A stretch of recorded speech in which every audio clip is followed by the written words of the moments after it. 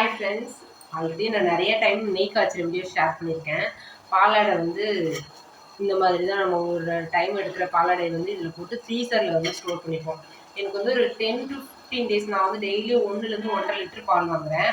அதனால் ஒரு 10லேருந்து 15 நாள்லேயே எனக்கு வந்து 1/2 லிட்டர் வர அளவு நெய் வரும். இது வந்து இப்போ ஒரு 1 வீக்கில் இந்த அளவு பாலாடை ஸ்டோர் பண்ணியிருக்கேன். இப்போ அதுக்கு முன்னாடி ஒரு 20 டேஸ் கிட்ட எடுத்த பாலாடையை வச்சு பட்டர் எடுத்து நெய் காய்ச்சிட்ருக்கேன். சரி, இதுவும் எடுத்துட்டு பட்டர் எடுத்துட்டு காய்ச்சலாம் அப்படின்னு நினைச்சேன். பட் நெய் சுத்தமாக காலியாயிடுச்சு.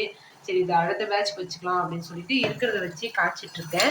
இது வந்து கண்டிப்பாக ஒரு 400 ml இருந்து 1/2 லிட்டர் கிட்ட வந்து நெய் வரும். அதுக்கு வந்து நல்லா கொழுந்து கீரையாக முருங்கைக்கீரை வந்து பறிச்சுட்டு வந்து வச்சுருக்கேன். இங்கே பக்கத்துல இருந்து நெய் ரெடி ஆனதும் காட்டுறேன். இதெல்லாம் அது லைட்டாக ப்ரௌன் கலர் சேஞ்ச் ஆகுதுல, இந்த டைமில் வந்து கீரையை போட்டுடலாம். இது நல்லா பொரிஞ்சு அடங்கினதுக்கப்புறம் அடுப்பு ஆஃப் பண்ணலாம்.